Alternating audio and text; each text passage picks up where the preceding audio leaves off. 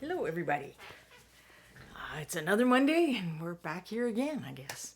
I'll got all my equipment and stuff, so I'm not going to stay on this view very long. I'll go over to the other view. It looks like Quindy can hear me. Hopefully, everyone else can as well. Excuse me. Hopefully, you won't hear too much of that.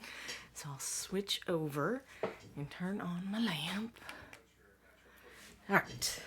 So last week, Monday was Canadian Thanksgiving, so I was working on this fine fellow because he had a pie, and that is something I think of as very Thanksgiving.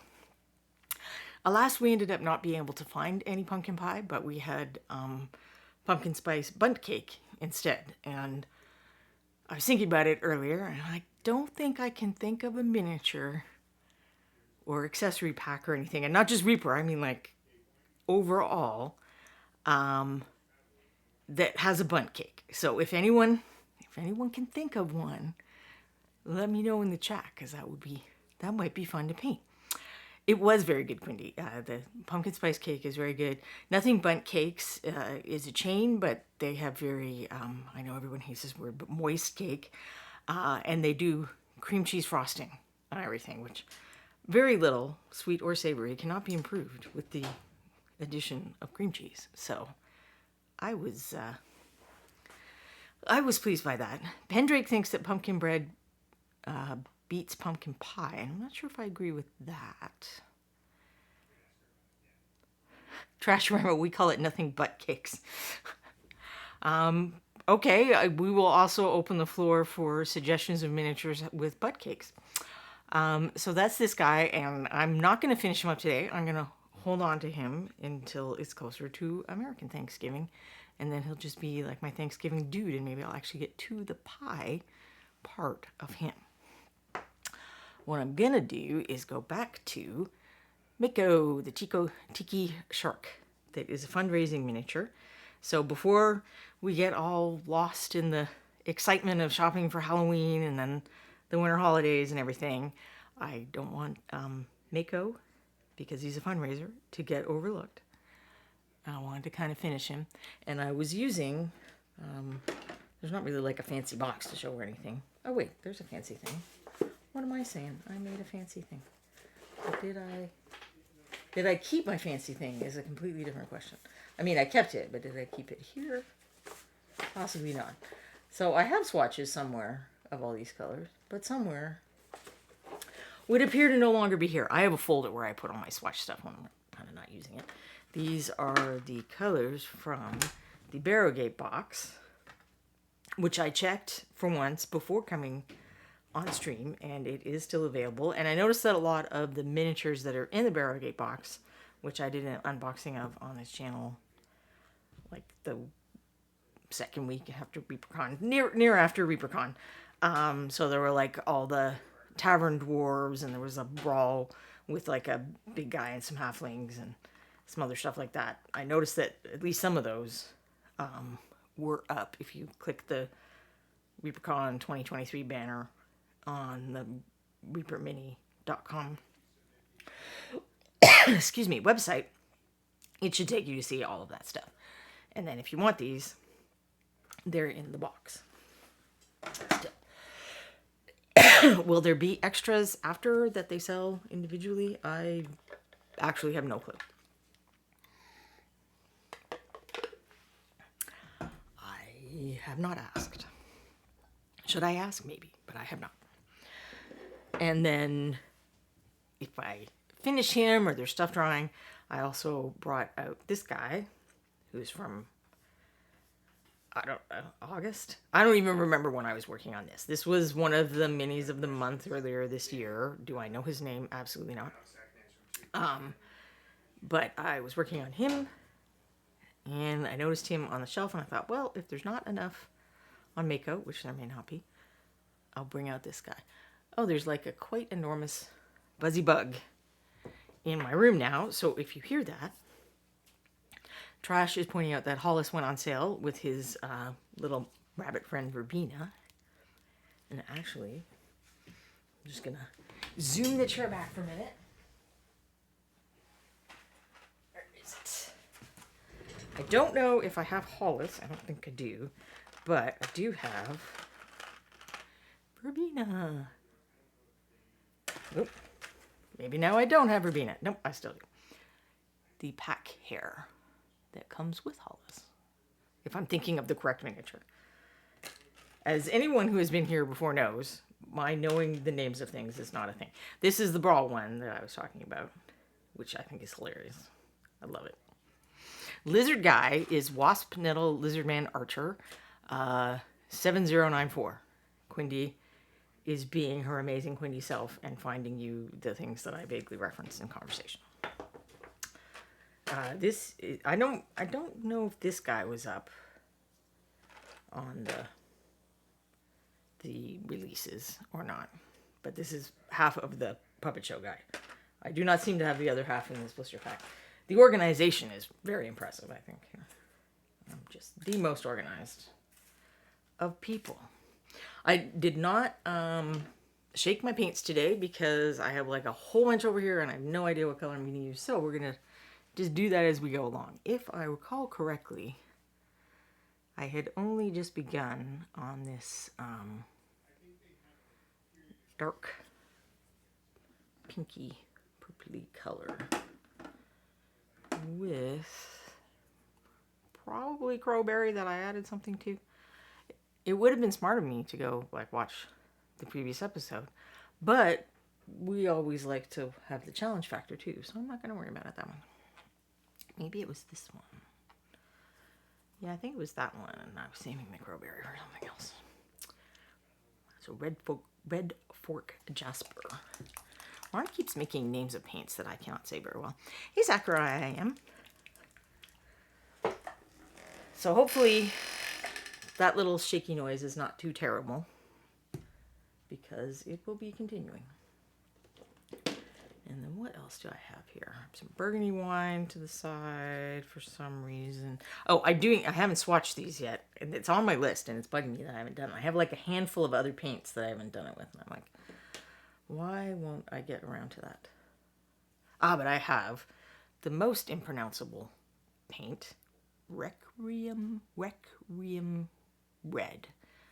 Oh, one day I'll get my back for that. Is the dog humping his leg? Absolutely. 100%. The dog is humping his leg. It's very distracting to the puppet show. That's why he's turning around to look in irritation. He's like, excuse me, I'm trying to put on a performance here. Stop distracting me. And this is, the reason it has a funky label is it's one of the Kickstarter 6 paints that you can add to your pledge in the pledge place. Pledge manager. I think that my cat has found the Buzzy Bug, because I can hear Corbin rampaging around the hallways. So yesterday we had to go to the pet store to pick up some treats for the cat that you get to see on stream sometimes, because in her old age she has decided that treats are the thing.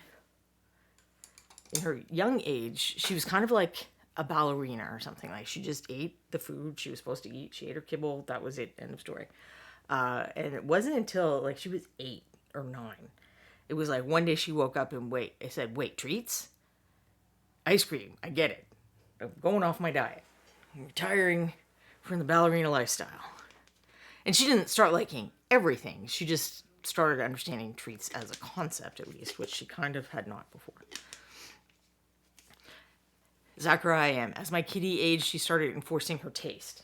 Yes, the requests for snacks are way more like the demands for snack. And the demands are like now snack. I have been thinking, as he's sitting on the shelf, whether I need to kind of lighten up this wood part. It doesn't look like it under the painting light, but I feel like overall he doesn't. The value seems a little lower than I had expected for, the tropical feel and whatnot. But let's see what happens. Sometimes you can't tell until you put all the colors on. And we definitely have not put all the colors on. All right, so I am returning to this pinky thing. And then I'm debating whether I need to actually fix that. And it looks a little patchy, so I think I just want to kind of start with another coat. I suspect I had only done one coat the first time.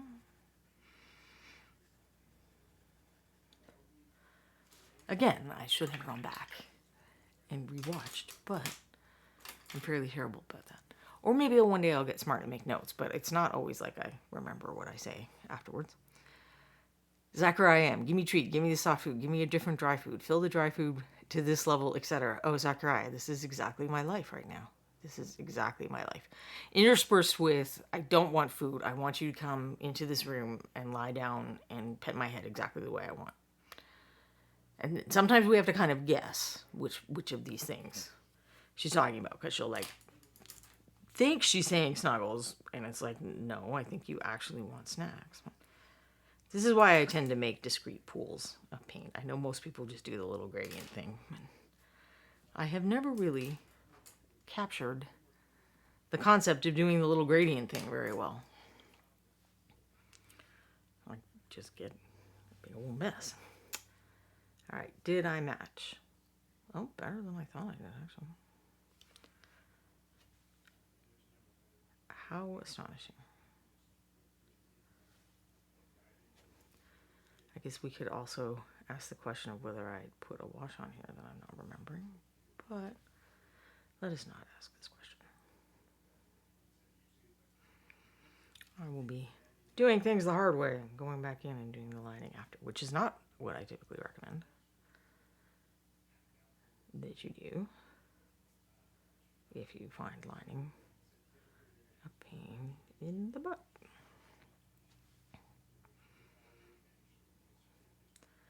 But part of my goal with this was to give it kind of a rough wood painted look. So I'm trying not to overwork, or not overwork in the sense that sometimes painters will talk about overworking something, although I don't feel like this comes up a lot in miniature painting. It comes up a lot in watercolor painting, because there's like no take backsies in watercolor painting, really.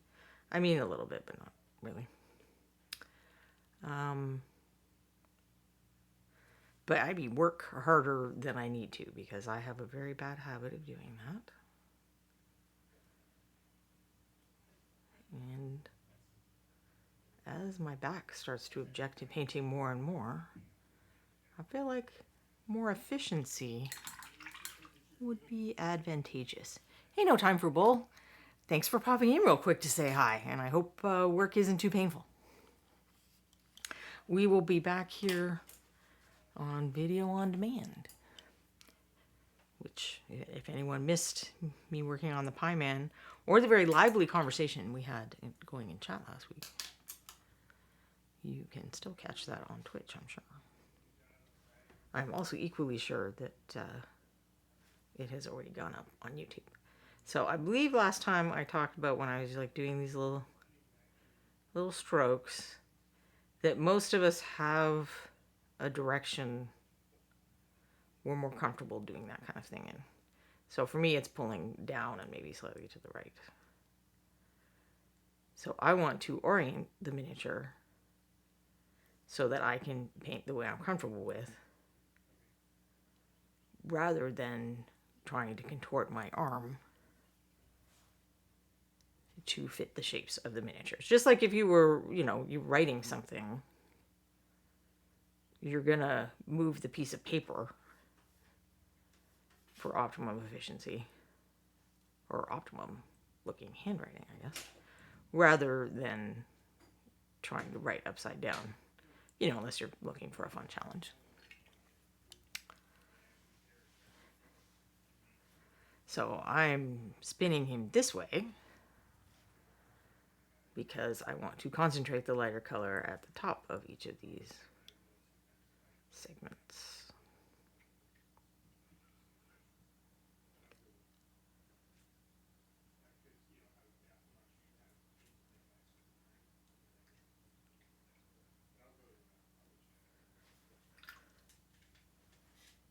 And the other reason for doing that, apart from you know, it being easiest for me to paint that little paint stroke over and over again very quickly, is that the place where you put the brush down adds the least paint to the miniature, and the place where you pull the brush up adds a little extra paint.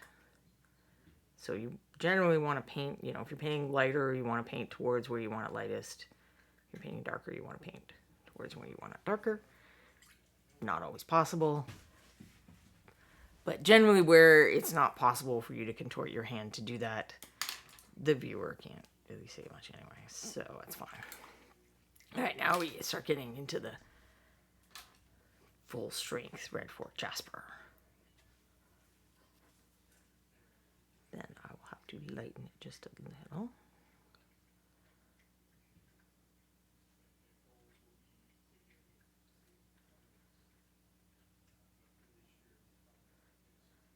So there's wood grains sculpted on here, and like little places where the wood boards meet and stuff. So I'm not trying to paint like a very fancy faux wood grain, which you can certainly do. I just am using this brush stroke because it helps evoke the same texture that the sculpt has. So hopefully add a little more. It's also in some ways quicker than trying to do, the nice, pretty smooth blending is both thematically inappropriate and takes a little longer. Ella is eating crunchies right now, in fact, I believe. Yes. The crunchies that she has ignored for many days because I do not know what the whims are that dictate the food.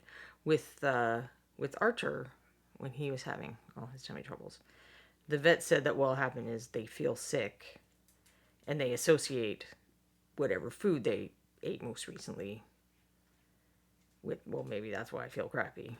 Much like we'll do, because, the place you think gave you the food poisoning isn't always the place that gave you the food poisoning.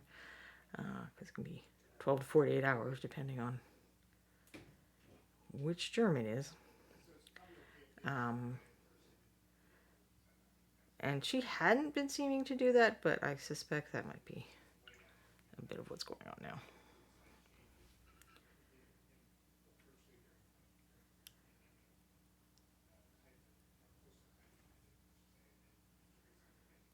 I think I might want to do a second pass of this to build up more saturation of color. Even though I wouldn't say that this is this is not a super transparent paint or anything. I don't think. Let's test that theory.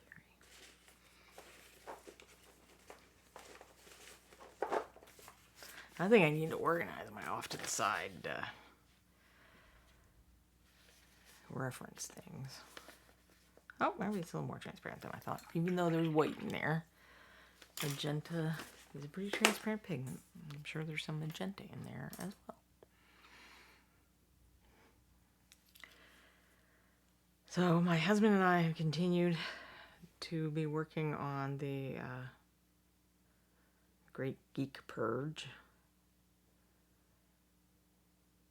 We were going through a bunch of old, mostly role-playing stuff. Partly because Noble Knight has they do like a most wanted list kind of thing, and they sort of have they're paying a little extra for old TSR stuff. So we were checking what we had and seeing if there were things to send to them, which there indeed are. So then I was making a spreadsheet.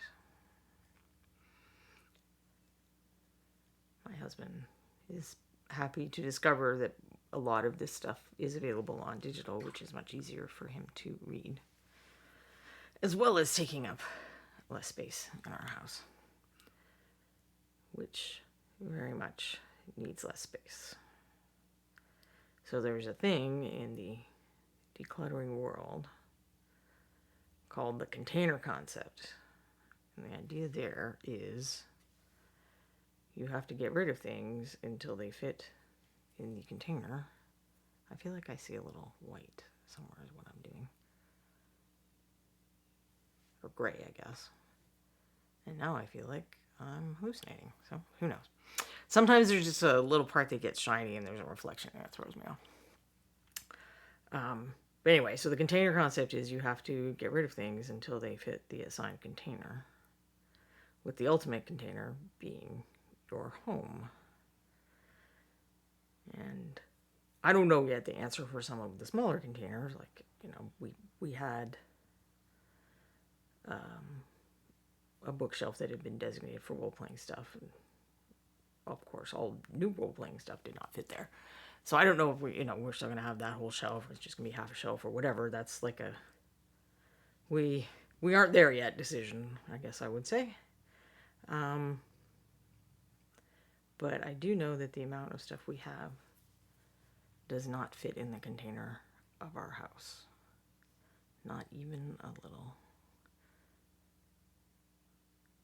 So, as sad as it is to think about getting rid of some treasures, I'm excited about the idea that if we do this, I might be able to actually find other treasures. Like, I should find things and use them when I want to. That seems like a very revolutionary, exciting concept. So this is the Morvain Scarlet that is also in the set, and this is the Innistrad Rose. And I'm kind of trying to decide, like, if I start adding white straight in here, it's going to desaturate it a fair bit, which is that what I want? I don't know. It'll kind of turn it more like that. And I don't know if I want to jump straight there. So let's do a layer with the more vein. I'm probably saying it wrong. Scarlet. Morvania. I should probably be able to say it better than Ron, because I don't think Ron knows French. Although, who knows? He's a mysterious man.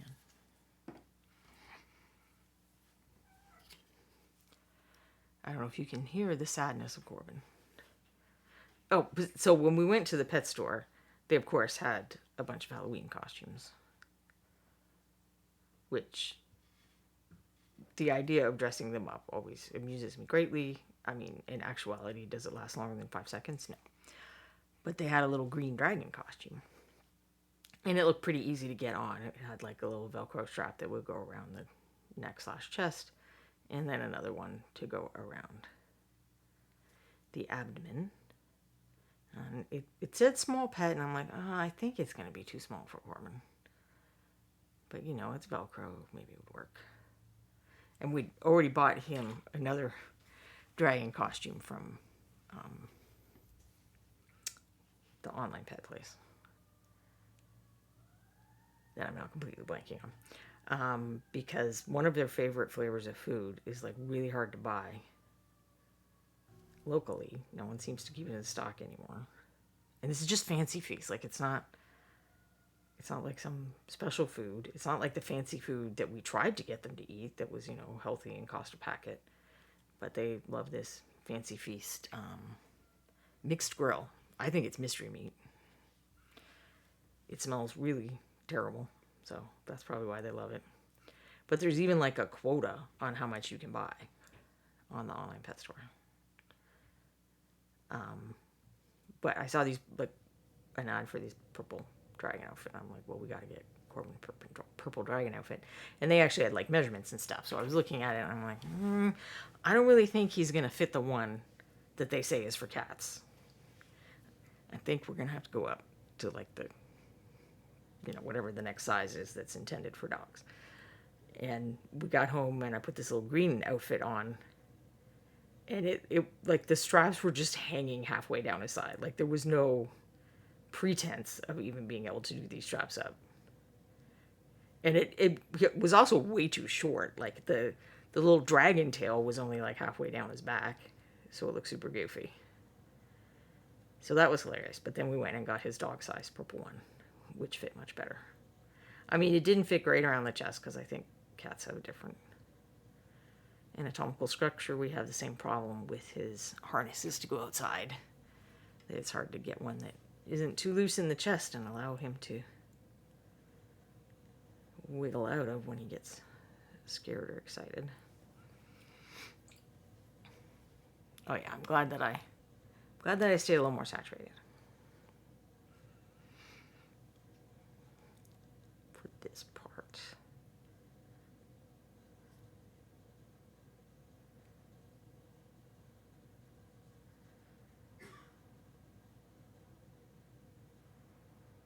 I know, I'm not turning around this time. I feel like I need to actually see where I'm doing it a little bit, like what it looks like in the correct orientation. I also kind of feel like this tongue needs just a little more excitement. I mean, he's a shark. His mouth is an important feature of his life. Trashorama has placed his October order and is pretty psyched to get Hollis and the Reapercon mouse things. And I think you'll still get these. This was still on the website, so I assume that orders are still getting the Gula bag, which has this awesome witch figure in it, Gertie Gristlebreath, the witch. She's got a lot of cool details. Last week, no one wanted me to open this, so I didn't open it. And you get Candy and Nightmare Black. Dungeon Slime. And I had these paints out on my palette to look. And then this is the breast cancer awareness paint, which may get added to your order. It's not part of the Halloween bag. But I put it here so I would remember to show you. But nobody asked me to open the blister last week, so I didn't know. We'll see what happens this week. I'll put this over to the side for now.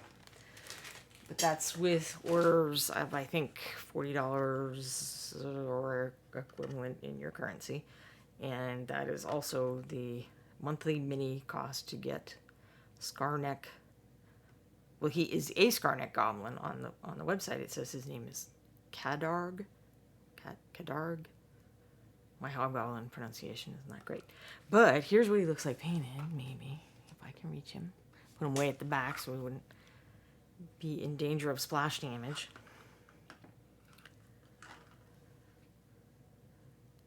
Another one in Ron's continuing series of making Rhonda not paint colors. This is why you guys get stuff like what I'm doing with Mako, because then I've got to, get all the color back in my system. All right, Trash demands the opening. Quindy is providing a link to Kadarg. Here, let me find my opening helper thing. I mean, sometimes it's less helpful, but at least get it started. Luckily for us, this is not an ASMR channel, so I don't have to try to make the right noises or anything. Oh yeah, she's fun. All right, let's take a closer look. There's a mandrake, a very cranky one, just got pulled up. Ooh, look at that neat texture on her sweater. It moved a little, so hopefully you can see in the light. That is very cool.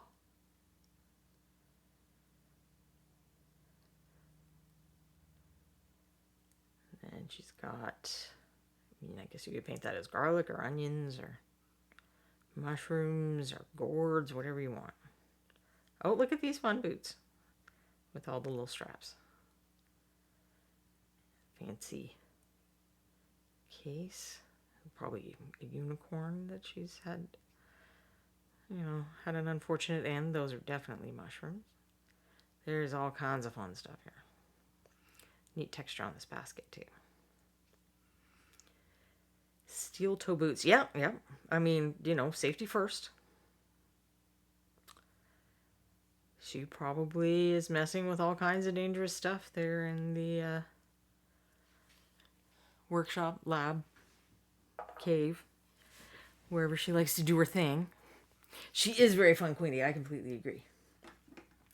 All right, now what color do I want?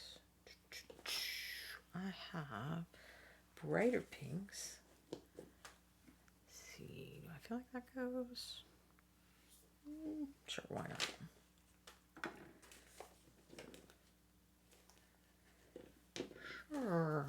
add just a little yellow and then kind of got that slight touch of orange plus yellow is nice and highlighting, and I would think I was using yellow in a lot of his other highlights to try to you know, suggest the bright sunlight on the beach. This is a stubborn Lonnie Rose. Although I guess I could look at the breast cancer pink. I think it's a little darker than what we need for this. I believe I used it in a project last year. Was there a pokey at ReaperCon this year? Yes, there was. It is freaking adorable is what it is. But let's see. Look at him. So I think that this is also in the Barrowgate box, I believe. In the show where I did the opening, I was clear about where things came from, but now it is like a month later, and do I remember? And it says ReaperCon 2023 there on the back, and the texture and his lake continue on the back too. So he's super cool. Be the little baby of this one.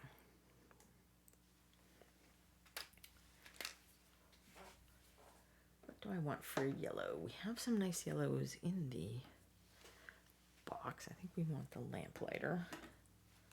Yeah, that's going to desaturate too much.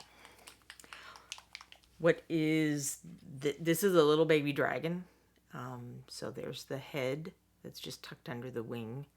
There's the shoulder, and it's like the tail is curling under. Let me try and make more shadow, and it might actually look a little clearer. And that's his other leg on the back. We'll look at the face. There's the tiny eye, which of course Julie made this. I should paint it. I have thought about this. I would not want to use it as a pokey tool after that. At ReaperCon, and I assume that there's a photo of this on the MSP gallery, if not somewhere else, there was someone who had a set of all of the cool pokey tools painted, and they sucked them in corks and then had kind of like a really nice wood tray that they put the corks in so you could see them all in a row. It was like one of my favorite entries because we always say that you should paint the pokey tools, and then this person actually did and painted them quite well. They look terrific, and they managed to get the this year's and add it to their assembly.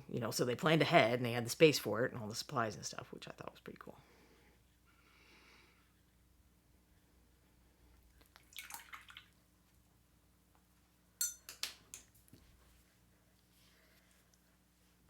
That was one of my faves.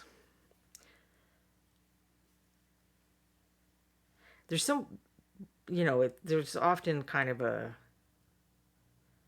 apples to oranges thing because entries can be so different, like a big dragon versus a 32 millimeter guy or whatever. I mean, that's different right there, but people work in different materials and different genres. There's just so much creativity at the MSP Open that I love it, and saying things like this is my favorite is very hard because there's so many cool things. I might like one thing for one reason and other things for a different reason.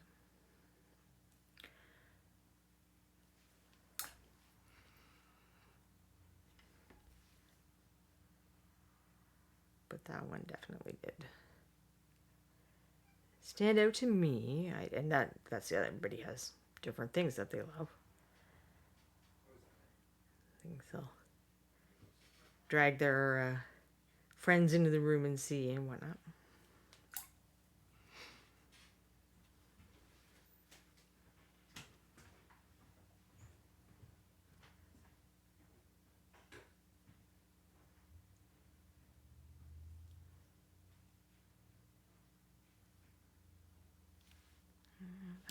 get enough of the foundational color, so the color looks a little weird.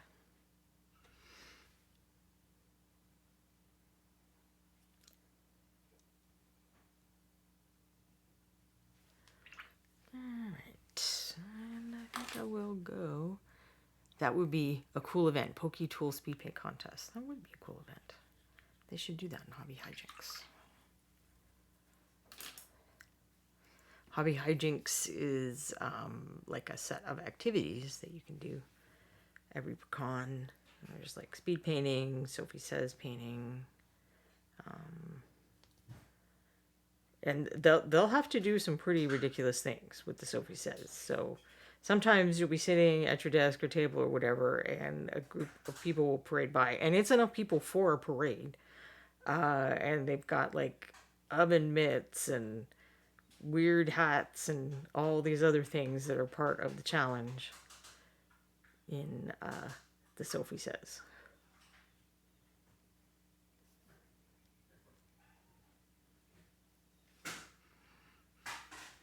It is very fun just as an observer. Even.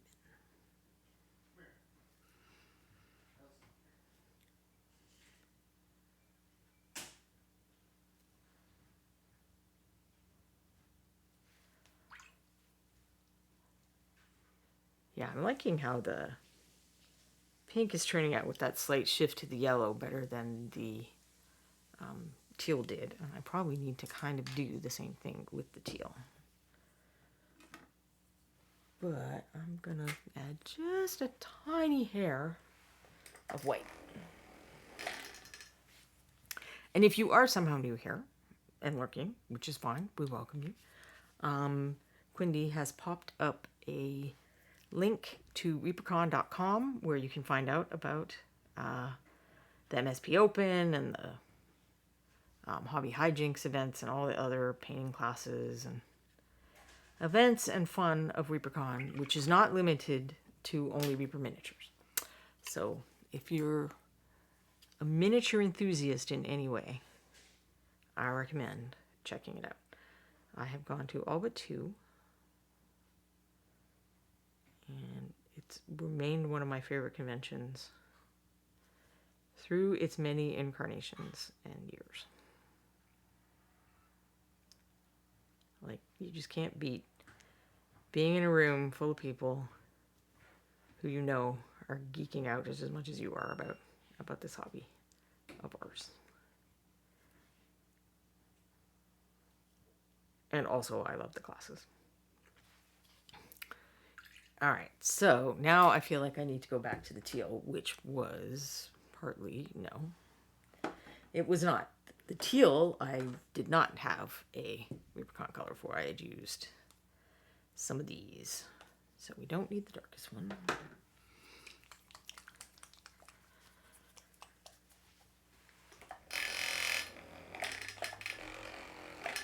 But we do need some of this Lamplighter's yellow, because I'm gonna shift this a little yellow too.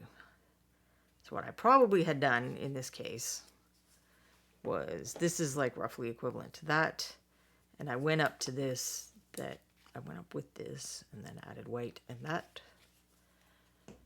probably was a little too desaturated for the effect that I'm looking for. Like, if I was painting cloth, this would have turned out great.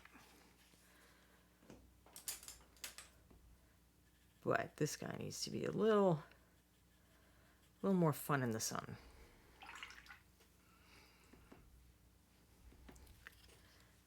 Do I need any of that early color? We'll just put a little bit in, just to bring back the saturation.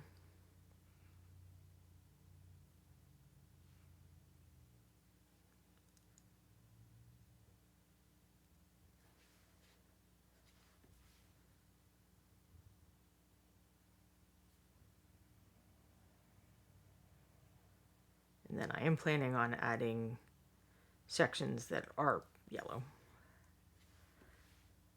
because it's kind of a red, blue, yellow color scheme. And I feel like some of these markings kind of have a sunburst vibe to me.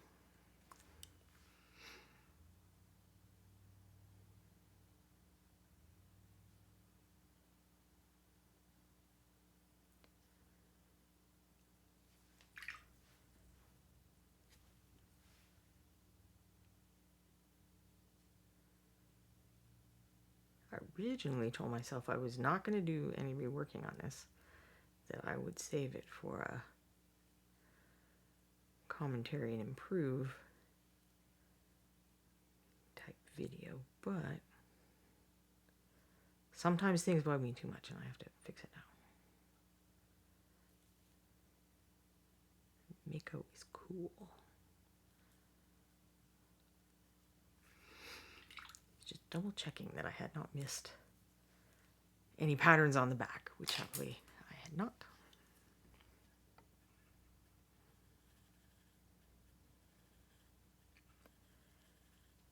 Now, this is more opaque. I think it'll be fine because of the streakiness, but I may need to add a little water.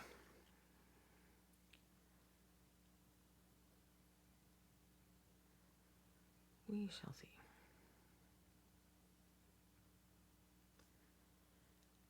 I was watching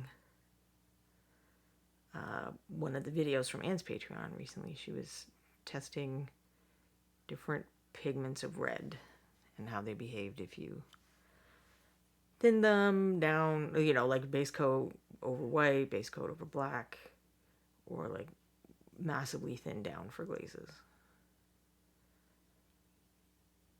And I'm just always struck by the, you know, Anne's conviction that you have to add a little water to Reaper paints for even a base coat, and my not doing that, which, I mean, neither one of us is right or wrong. It's just one of those interesting ways that people who in some ways paint very similarly can also get there in different ways.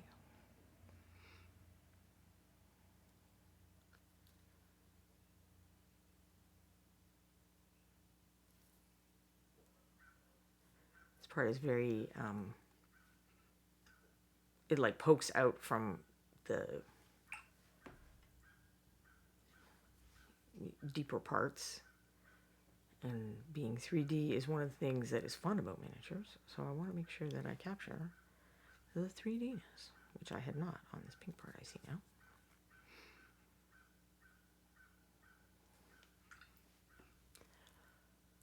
I think the blue's looking a little better. Did I do it down there? I don't think I did. So what's anyone else been up to recently?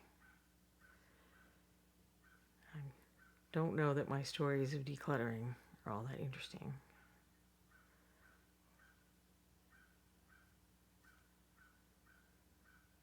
In some ways, I was, because, you know, if you want to sell to one of these online places, you have to tell them the condition and all this stuff. And the boxes are not great, to be fair, in almost all of our things. But a lot of the insides were pretty much near mint. Not all of them. I did play with some of my toys. But it did kind of remind me of how I did not get to play with them as much as I would have liked at the time. The time being second edition is when I was buying things. These are a lot of Forgotten Realms box sets. And then for some reason we have a bunch of like classic modules in shrink, and neither of us can remember where we got these, which is just definitely a sign of old age, I guess. We had that friend who gave us a bunch of stuff, so it was possible that it was in his things. But his things had tended to get a little more mashed up if they were, you know, not sturdy books and whatnot. So we're not sure that was it.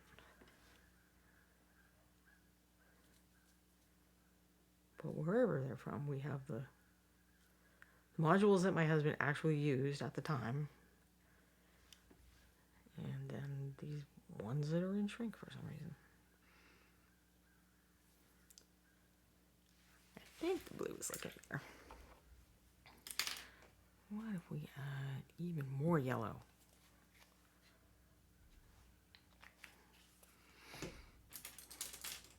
And a bit of white.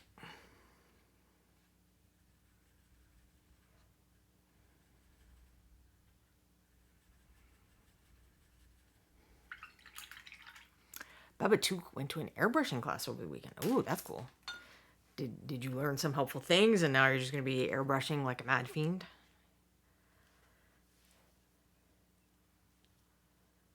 Was this in person or online? I took an online airbrushing class with Erin Lovejoy a few years ago, and it was very helpful. Although it did not convert me into someone who airbrushes a great deal, apparently. But I at least understood how to deal with problems and exercises to improve should I wish to become an airbrushing person.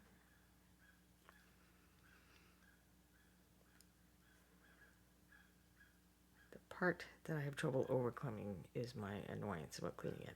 Not that you don't have to clean actual brushes, because you do. Just, I don't know if it's because I'm used to it, but it seemed much less tedious. It was in person with Cult of Paint in the UK. Ooh, that sounds fun.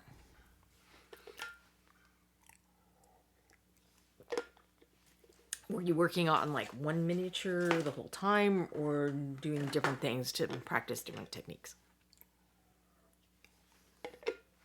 All right, I think it's time for that yellow. So we've got Meadowlark Gold and Lamplighter's Yellow. And did I pull anything out? I thought that I had pulled out other yellow. I might want to start with the tanned leather or mix of these two. Babatuk personally only worked on one. So you had some options to customize your experience, sounds like.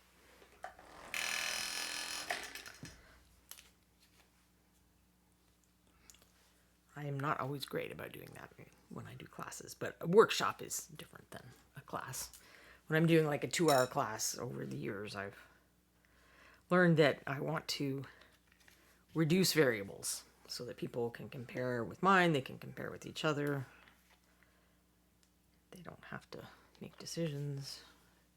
Just practice the whatever, unless whatever the thing is something where the decisions are part of the thing that we're learning.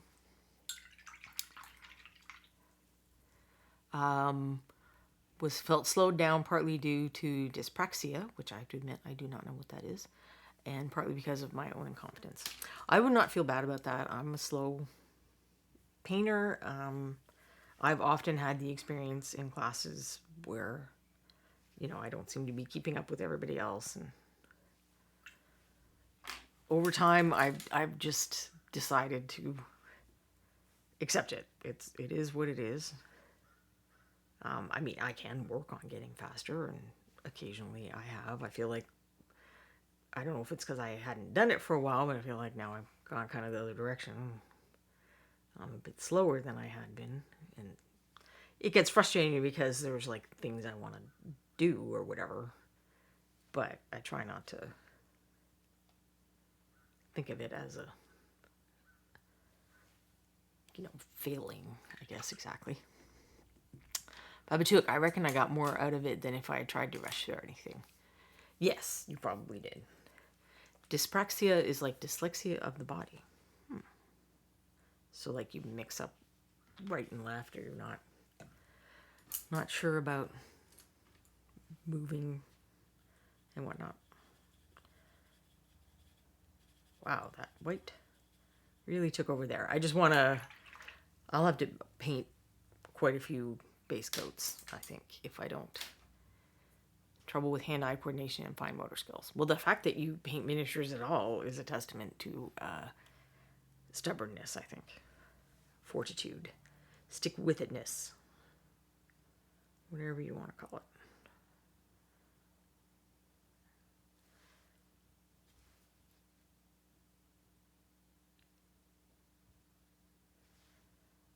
I won't lie, I very often have to go in my head, okay, right, left.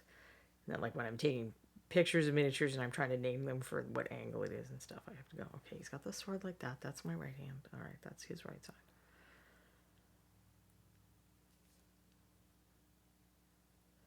Oh, I'm not close enough, I don't think. So this is not really the color I'm going to start with, but I need some coverage. Adding some white is a good way to do that. I saw an ad for some new paint recently, and I was somewhat annoyed. Well, not an ad, I guess it was like a promotional video. It wasn't like a commercial or something. But anyway, they're in the video, and I have seen a lot of people do this in reviews and stuff as well. They were equating opacity with quality, and this is kind of like a pet peeve of mine that I realize I need to just get over, because it's not like the rest of the world is going to listen to me about this. And I totally get why people who are painting the game and want to go faster and have not just given in and accepted their slowness the way I have, want opaque paint. Like, I totally understand wanting opaque paint, and I have no judgment about that. I have judgment about this idea that because a paint is opaque, it's high quality, or because a paint isn't opaque, the company or person who made it is ripping you off, because that's just not how pigment works. That's just not how pigment works. I am now questioning my choices. No, I'm trying to decide if it's gonna take away from, like, that yellow is like a nice kind of center point of attention. So if I go in and make these little things yellow, is that going to pull attention away from the star? And I don't know, but I'm going to do it anyway. And then I have not really thought about what color to make those things. I don't feel like I want to add green at this point. Oh, but I have that purpley color, don't I? I've got to go back to take a look at these Barrowgate colors and see what I might have left out.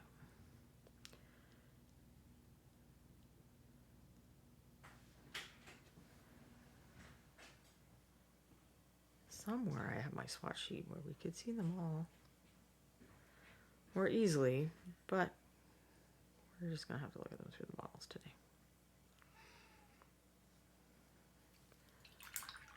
Yeah, I don't think that's too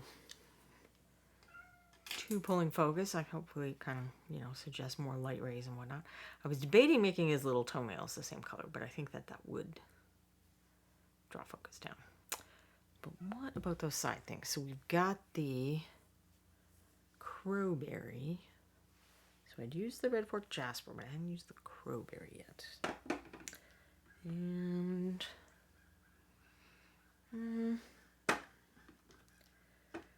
so the green one is the Steed Green, which I think is a great color. I just don't, I don't know. I just don't feel like I want green on him.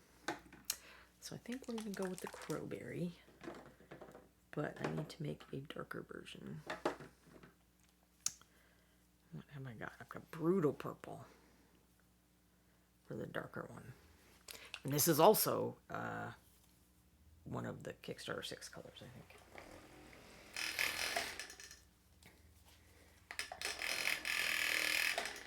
And me using these colors is less me shilling for Reaper and more me being excited that I have access to these colors that I got to pick many of and love.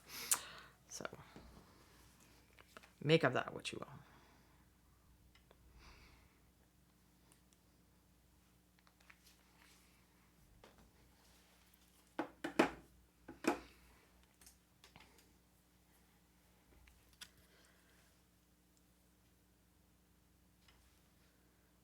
May end up needing to do the white thing again, but we'll see. I want these to be darker to start off with.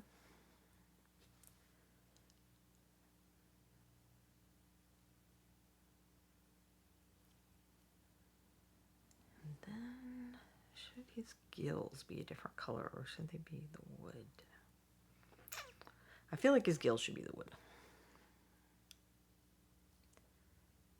But if you feel differently, feel free to say in the chat. We can like vote on that or something.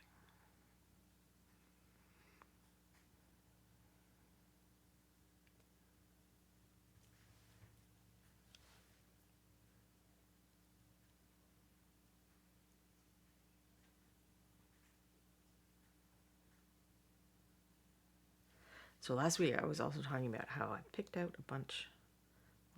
picked out things to do for between now, between Canadian Thanksgiving and the holiday season. And then I realized I did not actually write any of that down or make like a plan, which I still have not done, but that is something that I could look into. So I know what I'm going to do on Halloween, and that one is all prepped up and ready to go. Do some sepia tone. I have a possible additional Halloween type thing for next week. Because I think I get a week between now and Halloween, right? There's another Monday between now and Halloween, unless I badly miscounted.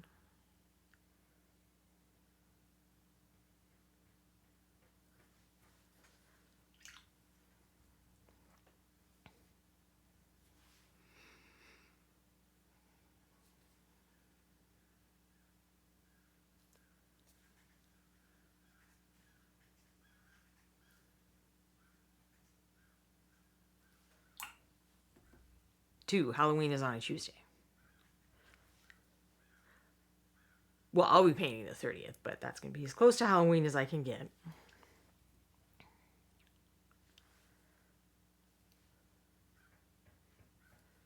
Painting-wise, at least. I mean, not that I think anyone who's watching this would object to if I said we're still going to do Halloween stuff on like November 6th or whatever it will be when my show after Halloween happens. I think we're mostly going to be a group of people who enjoy some Halloween.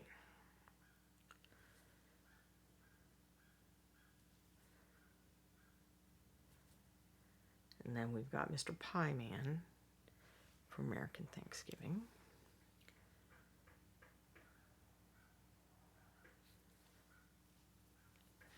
And I have a wintry one to do. It's going to be a limited color challenge, but kind of a different thing than the, doing something monochrome like the sepia tone or black and white or ghosty green like I've been doing for past Halloweens is a bit different than I only have these, X number of paints that I'm going to use, which in this case will be 4.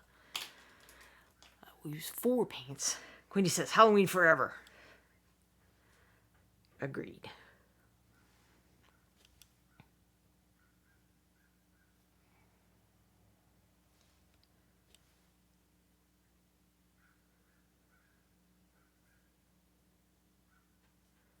And then I was thinking I wouldn't do a typical Christmas thing. But I might. Well, a typical Christmas color. It won't be a typical Christmas thing. And it would be, I don't do this in fact, I don't think I've ever done this before. It would be a non-Reaper miniature. But we would use some lovely Reaper red colors to make it look like it's supposed to look. It already has paint on, but it could have better paint. It could have much better paint.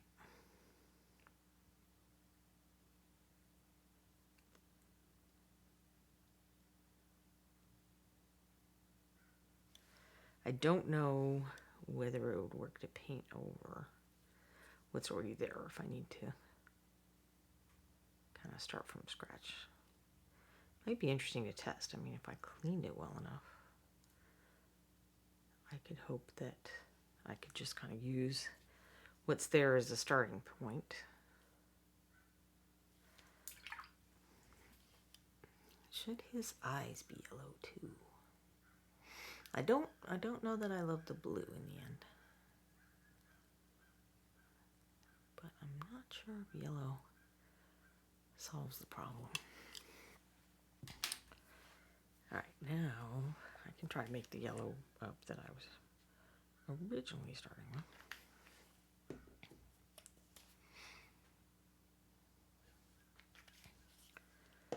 Because yellow is such a fun coverage color. I certainly understand why people who want more opaque paint complain about yellow. Because it's super fun. Whenever I see somebody's like painted an army in yellow, it's like, oh my gosh, do you hate yourself? That was a lot.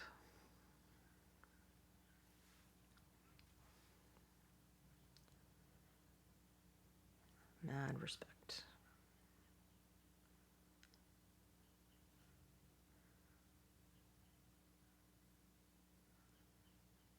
So I don't think yellow is a color that I love just as a color. So I don't think that I avoid painting it because of the coverage things, because I'm stubborn enough to like not avoid that on other colors.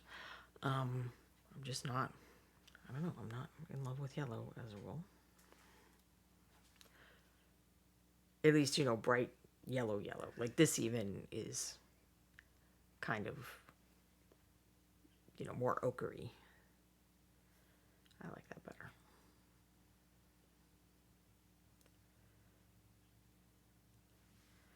I think I'm just not a sunny, chipper enough personality to paint yellow very much.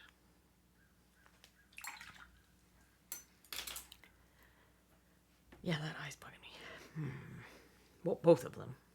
The color of both of these eyes is a dilemma. And I haven't done the little eyelid. It's very dark looking right now.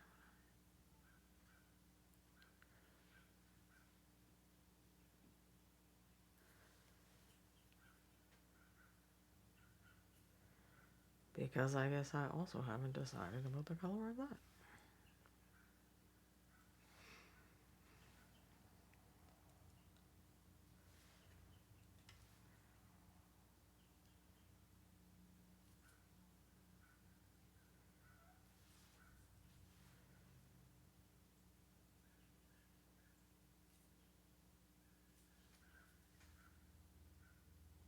Because I'm so decisive sometimes.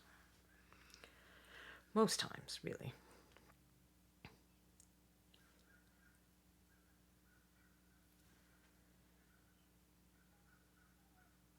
I am thinking that, you know, for contrast purposes, I think there does need to be a bit of a darker thing on some of the, like darker than that. 'Cause those are really the same value. What else we got here? Brown sand. Yes, that sounds like the answer. Or at least part of the answer. And then a simple way to make sure that colors go together better is just add some of the one color to the other color. So, like, it has to be friendlier now. If that brown sand wasn't a great choice, it's now been pushed closer to being a good choice by dint of the other color being incorporated into it.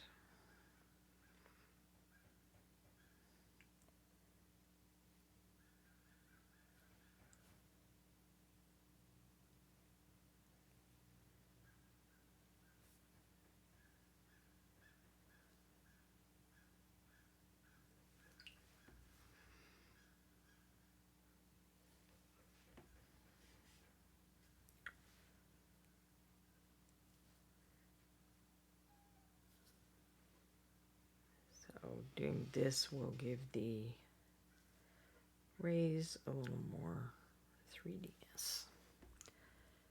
And then, can I get it into this world?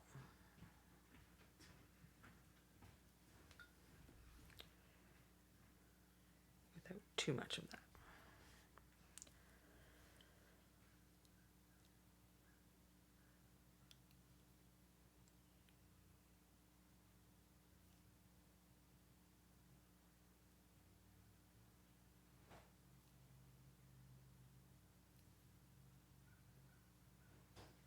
And now I see that there are little etched lines in the middle of each of the sun rays that I would also like to bring out a bit with this shadow color.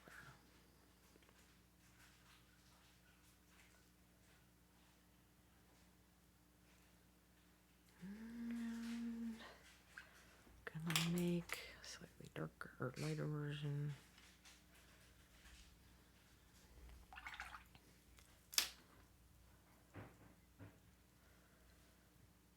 You just kind of catch the rim of the circle. All right, now on to highlighting with the little texture strokes again. Although this is one of those areas where, you know, for layering, a more transparent paint can be super helpful. For more textured strokes, a slightly transparent paint can be a pain in the butt because the texture isn't going to be visible.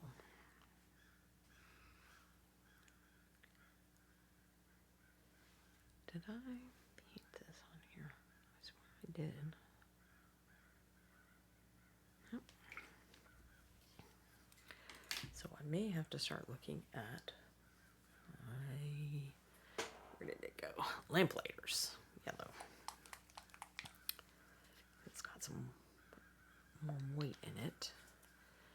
It is more likely to show up.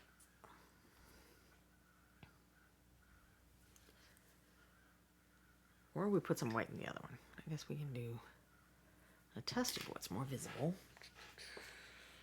I have black paper.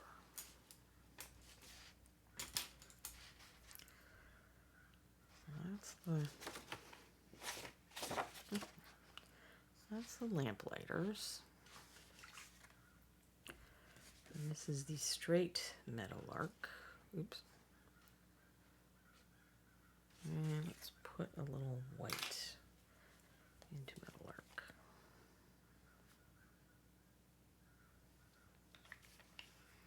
Let's see what we get.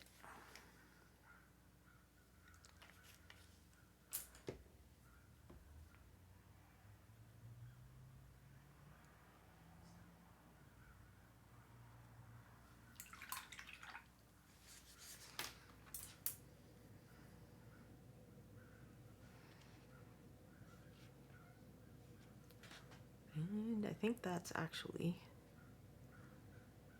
going to be a little more visible than the lamplighters. So the lamplighters was great to mix into those other colors and kind of keep the saturation. But for actual yellow, I think I prefer this, and we'll just keep adding white.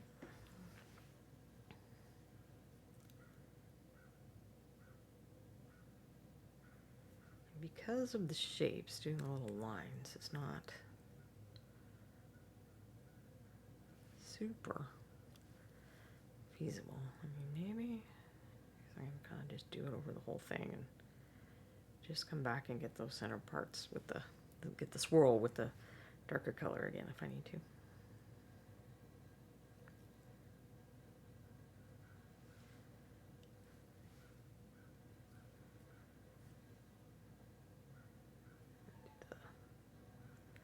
Sunlight side of these.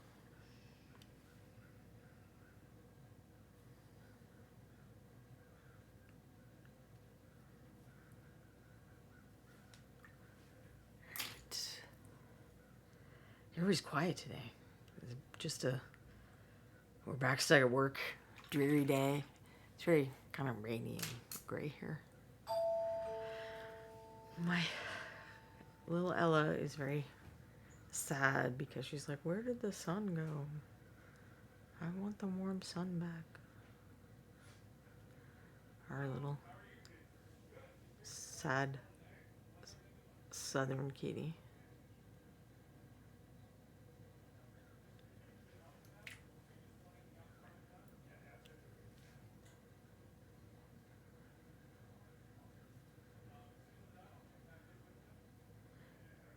So if we look at this shape from the side, it's kind of a semicircle. So like how there would be more light on this part of his back, there would be more light on this part of the star.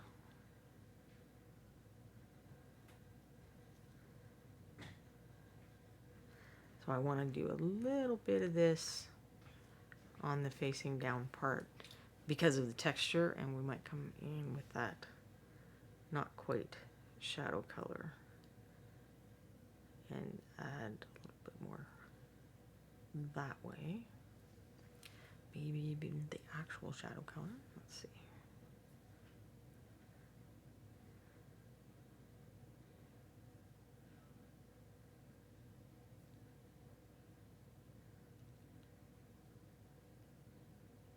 Because this is so much lighter than in value than the blue and the pink were,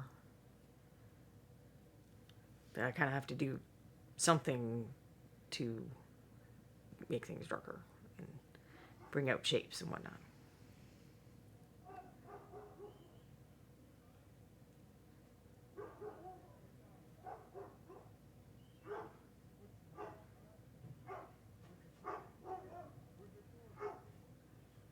I don't know if you can hear our neighbor's dog now, but we have somebody in the backyard doing something, so he's you know, checking that it is understood which section is his, I guess. At least there are no children screeching, which I later discovered was last week was fall break for the school systems here. So this is why I was enduring the shrieking contests of the children.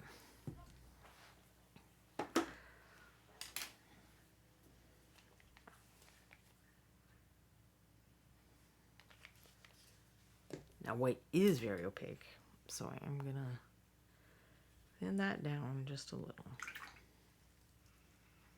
Just put like a tiny wafer thin mint of yellow in there.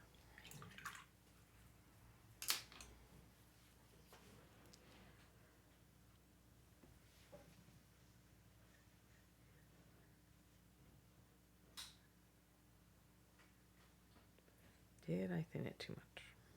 No, I don't think so.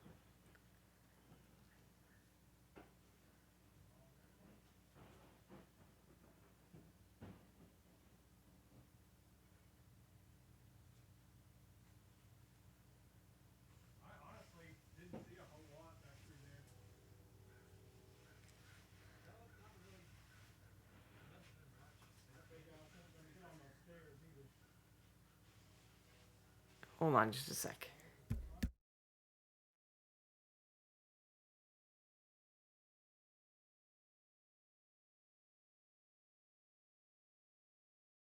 Sorry about that. I had to communicate something to my husband about the people who are working outside.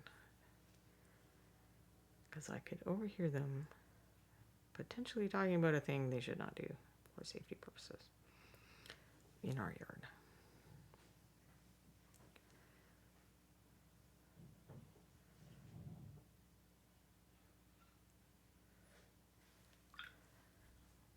And I will replace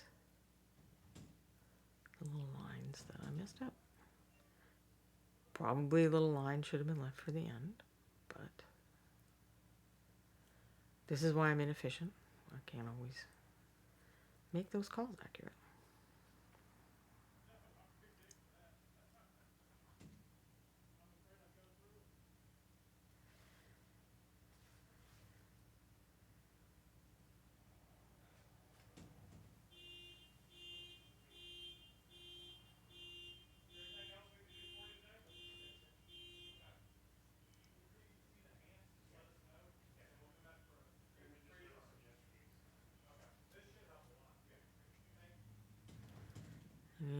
can see a few spots where I kind of got on the blue, but I'm not going to worry about it. I think I like that.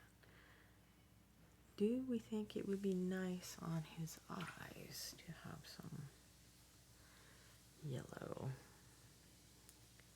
Or is it not distinct enough then? I think it might be nice on his eyes.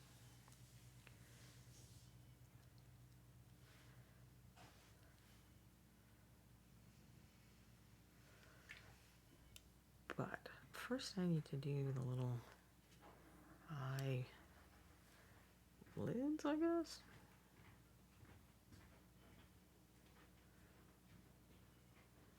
And I'll make those the blue.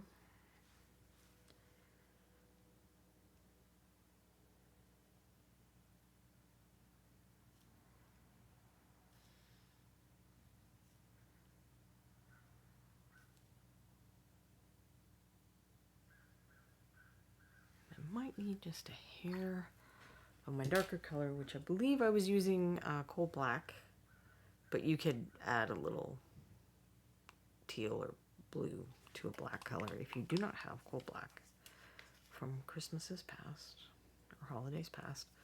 There is, nope, that was the wrong one. Medium. That's just medium coming out of here. So I did not mix that paint well enough, which I should have noticed because of the, I didn't put on my thing. So sometimes the medium kind of gets stuck up in the dropper tip. Sometimes paint gets stuck up there. You don't have to put it back in. I mean, losing one little drop of medium is not going to render this paint inoperable. But there's no harm to it. Make sure that the dropper tip is clear too for the shaking.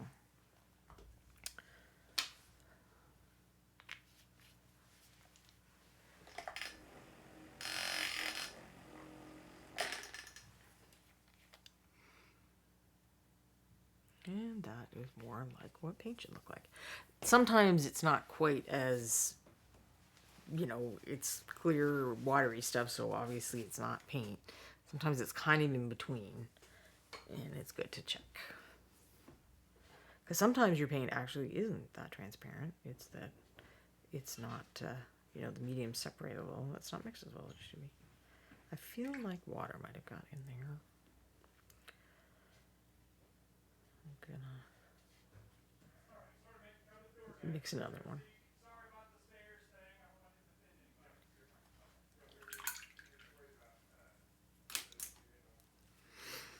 All right.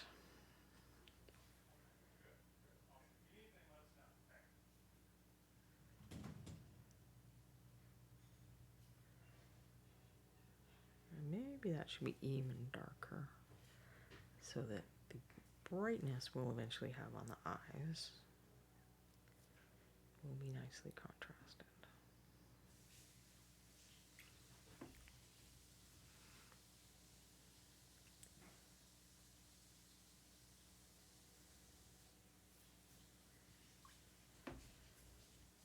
But I will, this is probably going to take multiple coats, and there's more water.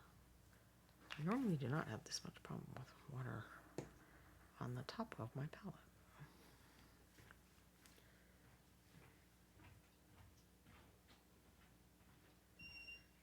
Start painting these white to get better coverage with the yellow.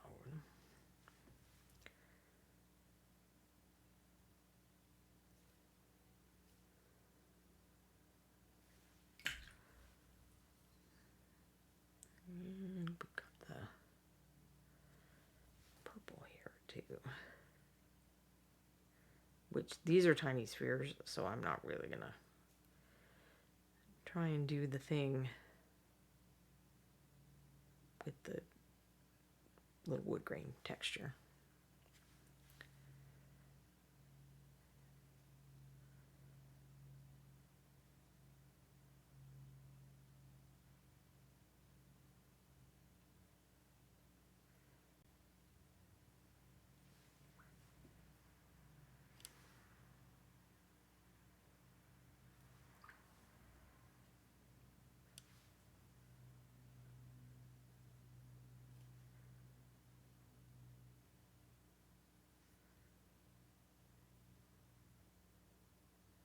which is the top of a sphere, kind of changes as you go around the circle. So, I mean, I guess maybe it doesn't. I think I phrased that weirdly, but oh well.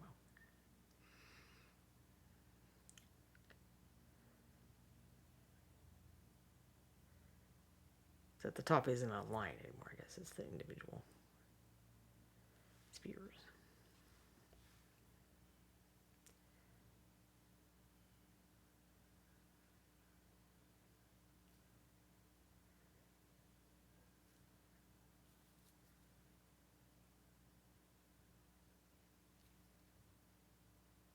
Making sure I build up a little coverage here. And I'll get this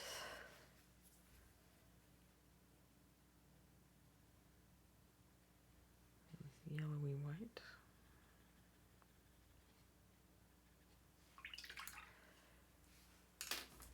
Keep there's a bit of yellow in everything theme, I guess. Which is another way to make colors get along, is have sort of some colors that are kind of universal in your, or near universal in your shades and highlights.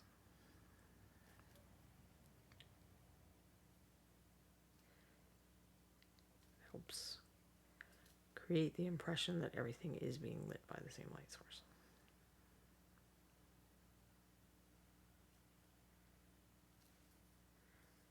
Don't want to take those up any lighter or they'll just start looking very similar to the pink. So I think what I want to do is make them darker. The question is, do I have a dark purple? And I do.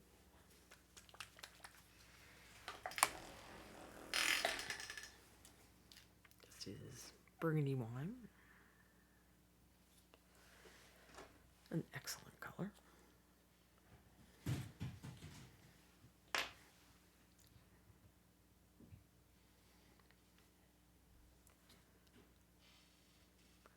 I like to see that the hole has cleared out so the paint isn't going to get stuck in the cap, although I'm not 100%.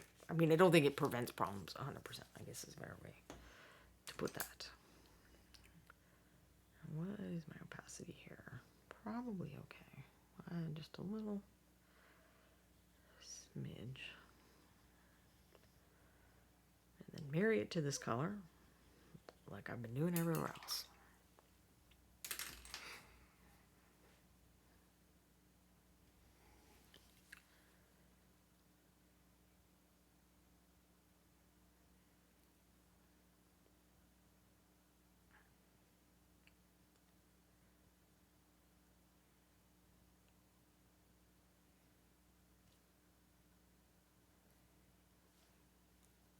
Yeah, I think I like that.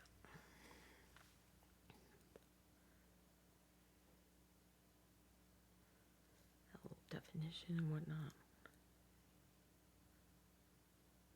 I probably want to go back with the full strength burgundy wine.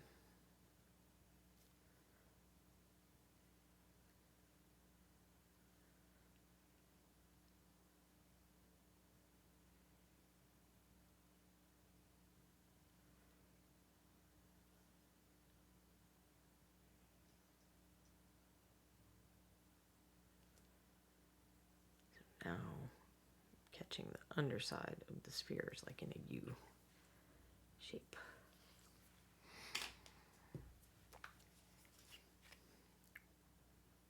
Oops, that was more burgundy wine than I wanted.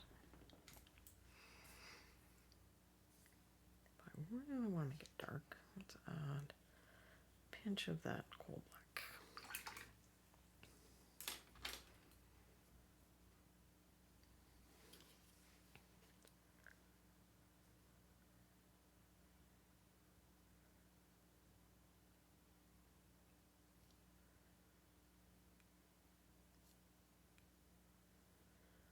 will I eventually decide that that needs to be super dark and get blue liner? I don't know. It will depend on how I think it looks. I guess the mystery of why it takes me a long time to paint things has been solved.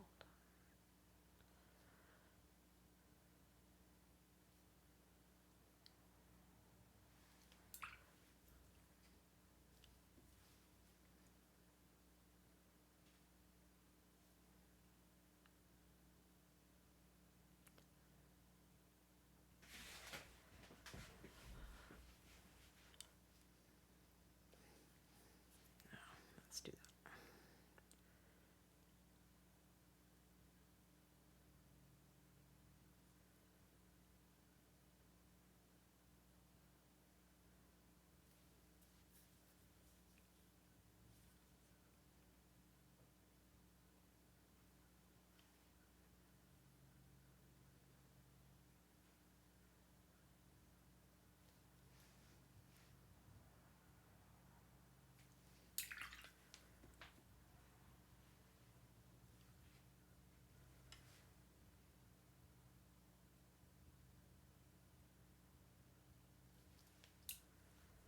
I think that works reasonably well enough.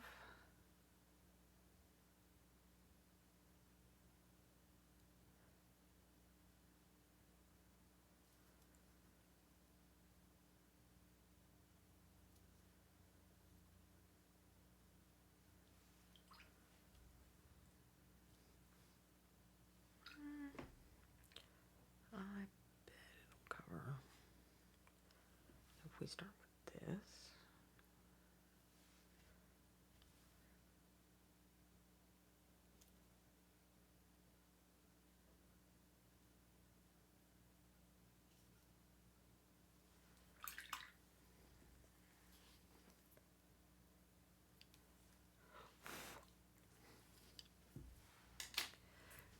I think it's turning out okay. I think I'm happy I picked this one on a gray, rainy, dreary day. I mean, I like fall, but I like it more when it's the crisp air and the colorful leaves and not the dreary rain with crows cawing. Although that's certainly Halloween atmospheric.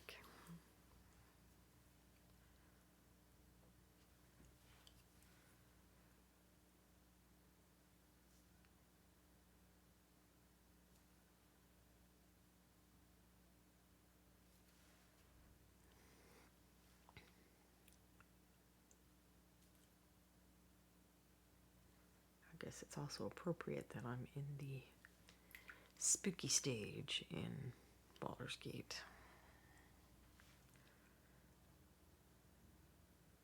The creepy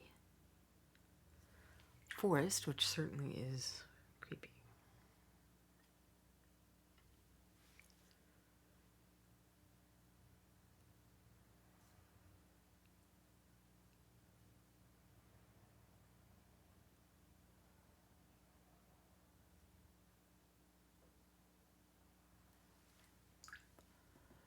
Especially when you fail your perception rolls, as I do.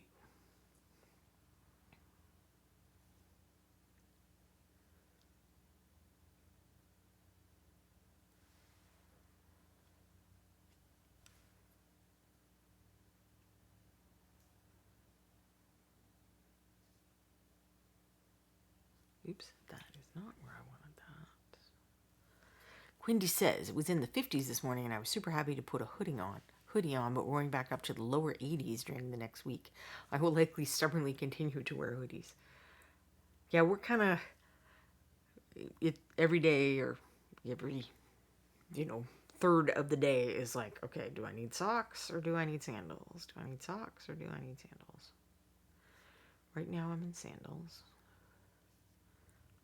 which I'm generally happy about.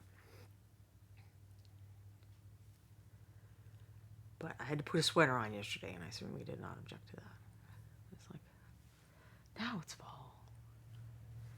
When you get the sweater out.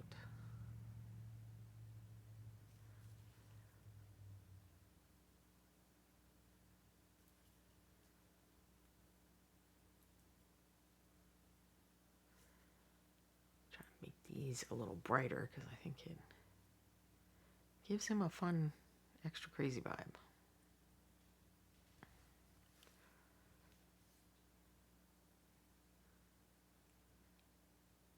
Well, you know, crazy happy. He's Mako the crazy happy shark.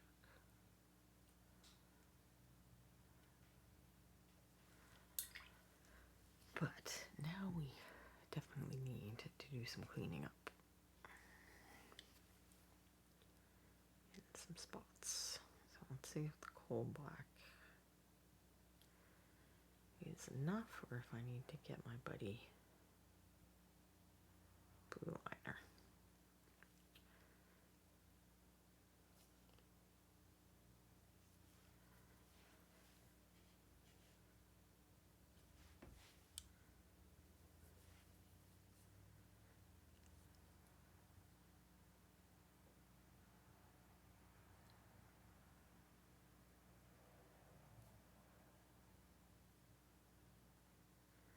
So I spun it around because I would rather be neat on the side that's close to the yellow and messy on the side that's close to the blue because that will be easier to fix.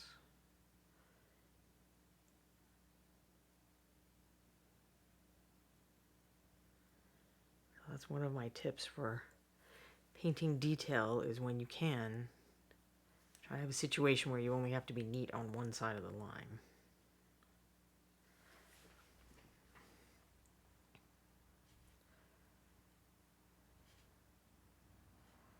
And it's less stressful.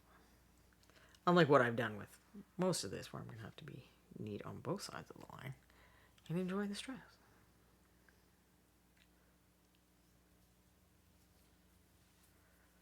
Now I'm flipping it so I can see where the parts are that needed touching up.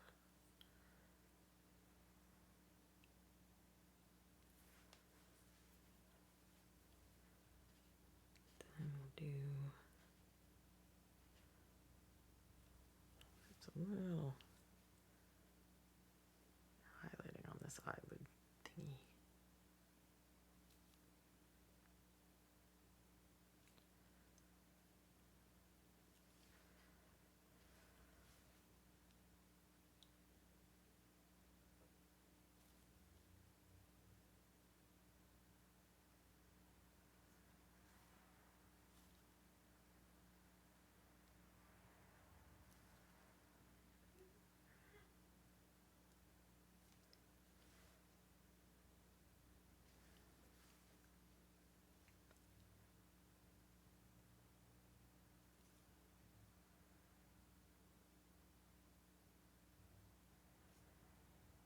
I see a place where I messed up with the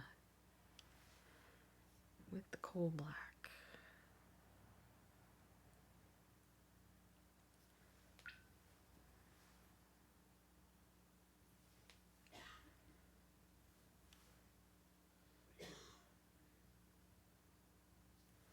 And then I messed up with the yellow, and this is the hell of painting detail.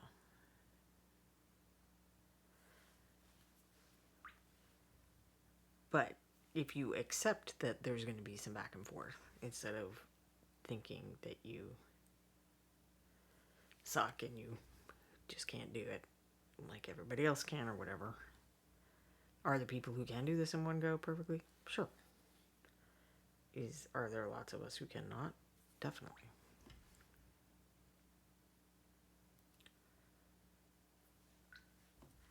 The only annoying part really is waiting for the paint to dry after I wash off the boo-boos.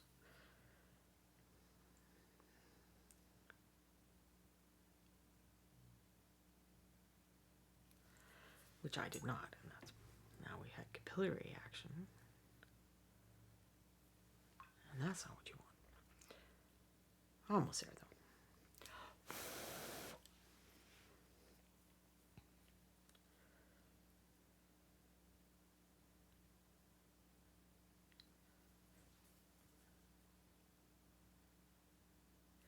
Alright, good enough. What is not done on this guy? I think I do like the yellow eyes. Don't know if he needs just a little yellowiness in his teeth, though.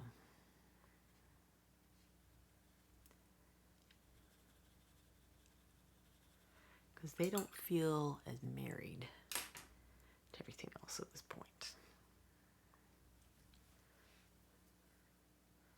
Plus, do sharks have shiny, perfect white teeth?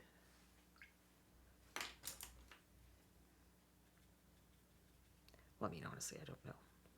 I don't think so, though.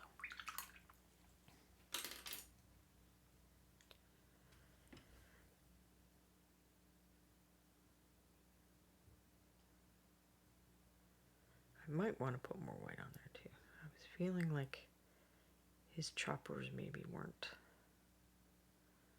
bright enough.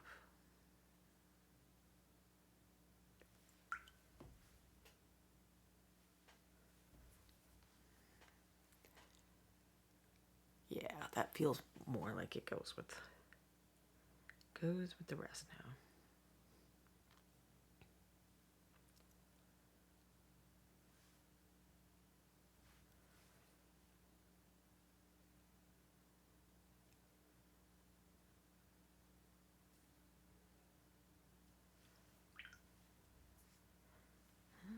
Now what? Now I have to clean up some more lines, I think.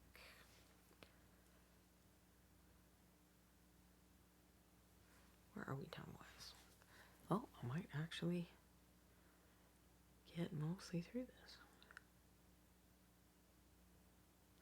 I have not done the base. And I'm now remembering I have not done his toenails. I had thought about doing them the same color as that trim stuff. But now I'm not sure.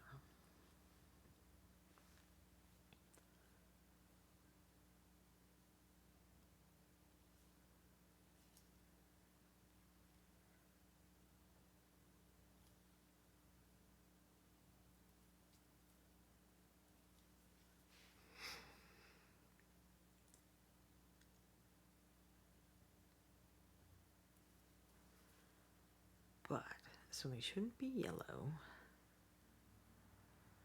Should they be pink or blue? I think maybe blue.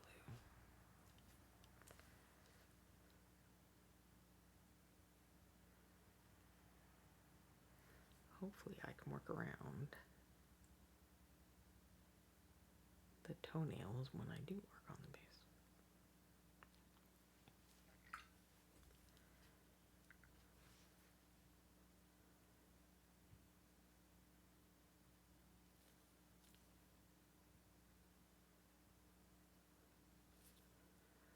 Which I hope to, I have a few things kind of set aside to do a bit of a,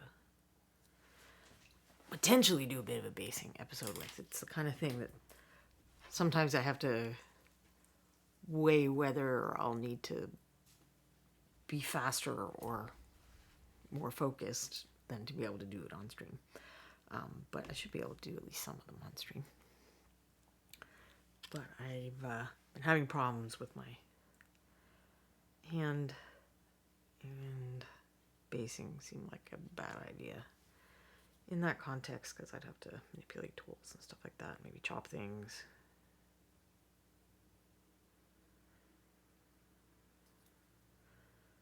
So I've been putting it off.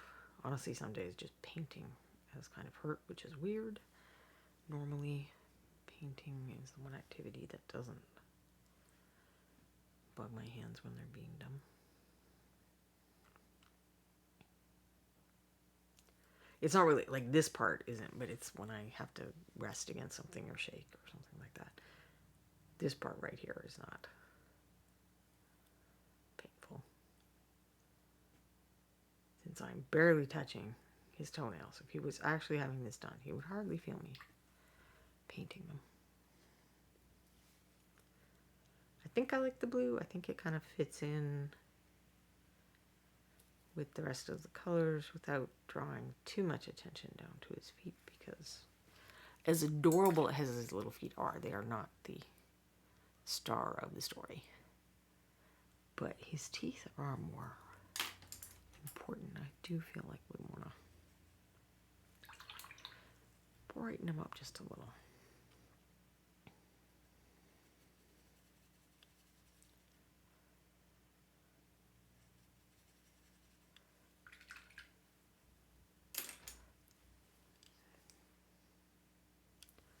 Hopefully I am not incorrect.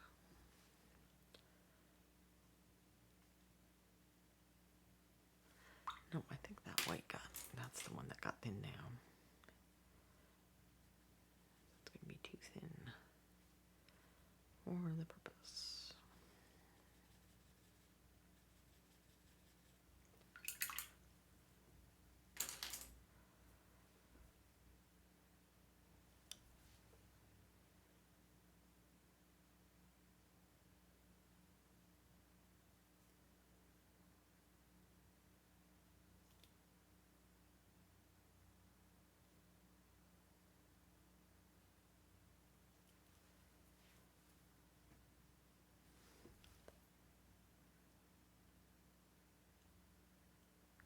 Focus. Stop focusing on my hand. That's not the important part.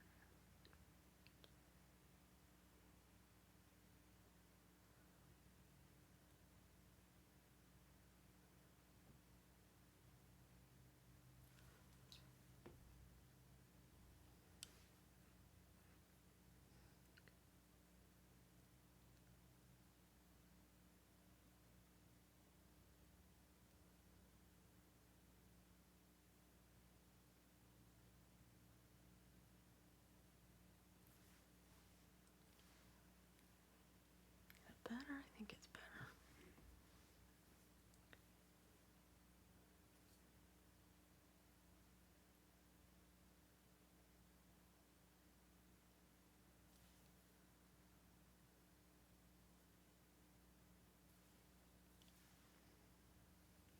Let's do one more.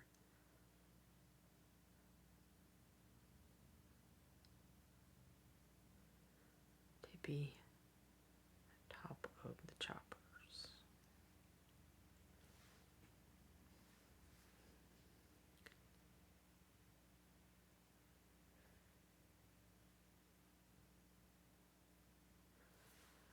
Hint trick. Maybe his feet could be a darker blue. Bob Ross gives his trees feet that are usually the trunk color.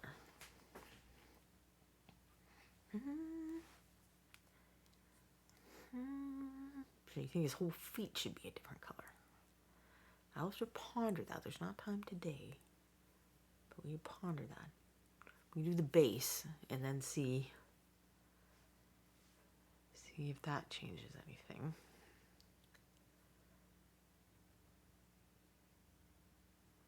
Because sometimes it does. Also, I will make no claims to be anywhere near Bob Ross level of anything. So there's this board game. It's called Bob Ross Art of Chill, and you're trying to collect paint colors and tools and finish paintings before Bob does. So he's off on his own little separate track, and it gets moved ahead when you, I think, you roll dice, and that is what makes Bob move ahead. But what's sort of hilarious about this game is it's called Art of Chill, but it's actually kind of stressful. It's like it's not like horrible or anything, but you're like, I'm trying to finish my painting. Slow down, Bob. What are you doing? So it's just kind of cracks us up. It does not do what it says it does on the box.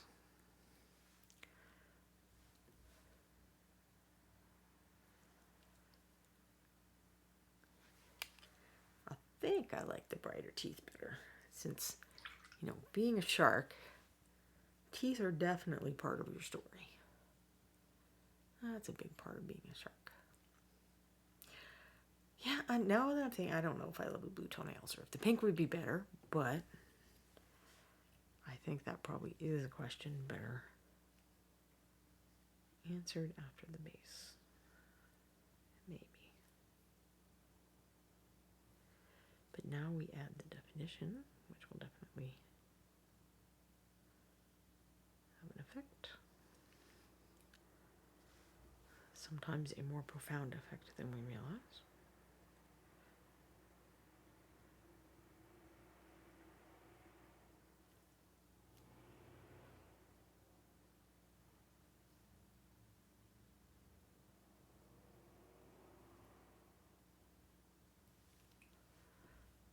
number one tip for new painters, or people who've been painting quickly and want to up their game a little, is lining.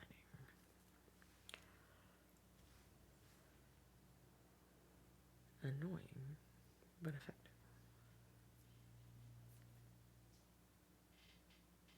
And with the consolation prize that you are building your brush control when you do it this way, where you're working in between elements that have already been painted.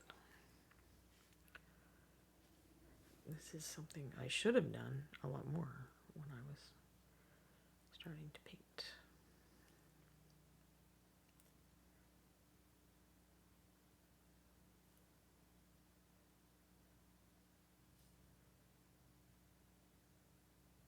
I feel like this coal black is going to be too much in between, like these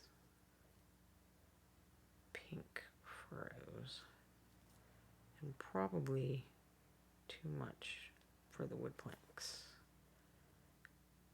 I'm going to use lighter value mixes in the same color family. And, you know, kind of whatever I can put together off my palette so that I'm not making it too much more of a pain in the butt. This is the kind of place where a wet palette really comes in handy.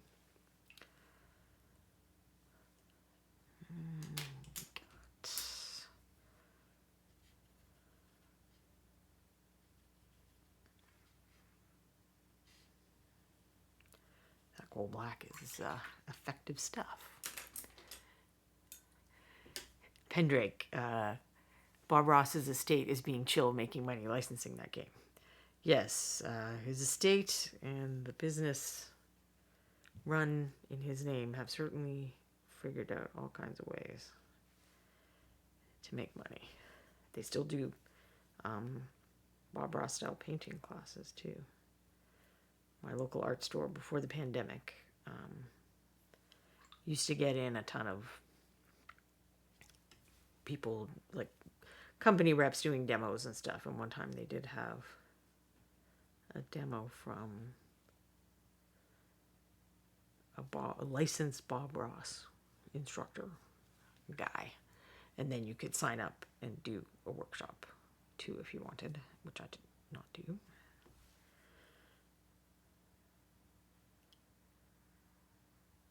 It was quite expensive. Because they like making that money, I guess. Which I don't know whether Bob Ross would consider in the spirit of what he was doing, but I don't know that any of us can answer that question. Usually when the lining goes bad, you can do that. Just wet the bristles and get rid of it, and then fix it again later.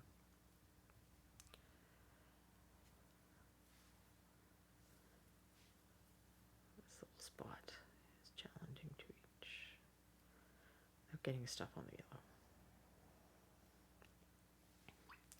They also have, like I think he did 2 or 3 copies of every painting, because you do like a practice one and then the one on the show and then I don't know, some other one for some reason. I watched a documentary about this, but clearly I'm not remembering all the details. And they just have like bunches of them. This company that, you know, is running his estates and stuff now. He's on Twitch every weekend. So many happy little trees. Well, that is a nice way to chill on the weekend, I would say. I do feel like I lost some of the yellow on my teeth. I mean, not my personal teeth. I hope they have...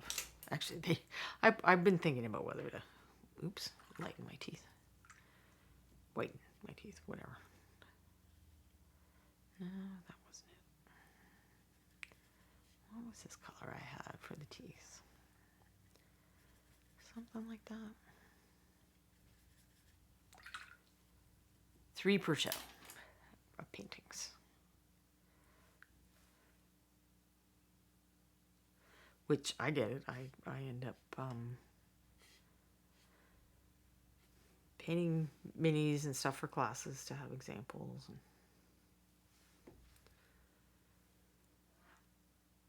And painting the demo in the class, sometimes I end up with a lot of the one miniature. Or partially done versions of the one miniature. Oh, see, now I went too yellow. Oh well. This is probably the stage where I should stop fussing with it, because sometimes that is a stage. Let's check the lining thing.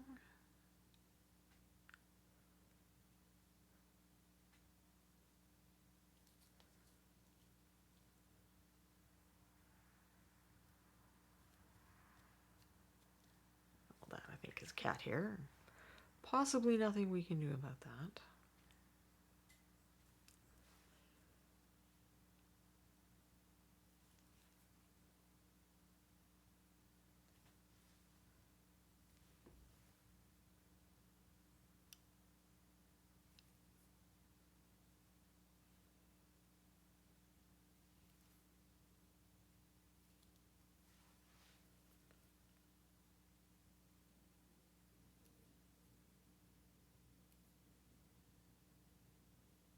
These kind of ones, it's actually a little safer, not safer, a little less stressful, because if they go a bit wide, I mean, there's going to be a pretty good cast shadow under this, the overhang from each of these. So it's not going to look weird and awful if it's not, you know, a perfectly fine line.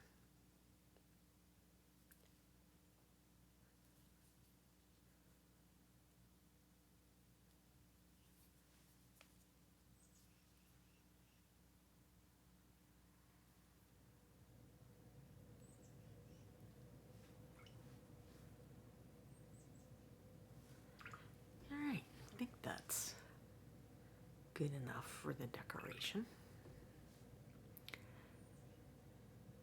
Other than the whole toe situation. You know what? I'm going to change my mind. I'm going to make them pink. See what they look like pink.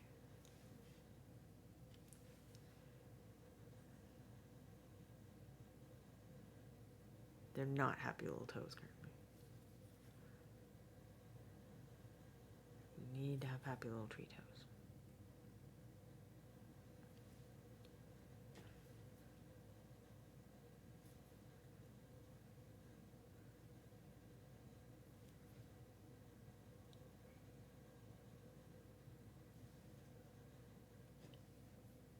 And since the paint is already on my palette,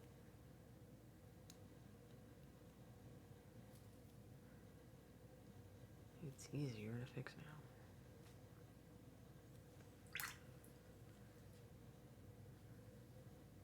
Can also consider whether there are some other spots. See, I don't want to go too dark with these.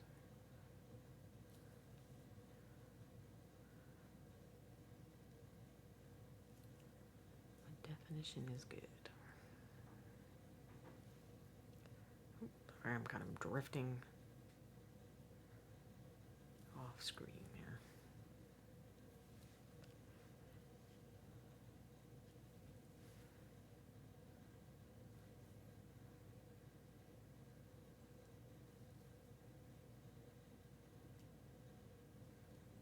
There are some places where there's like a crack in the wood. And I can decide how much I want to accentuate that or not.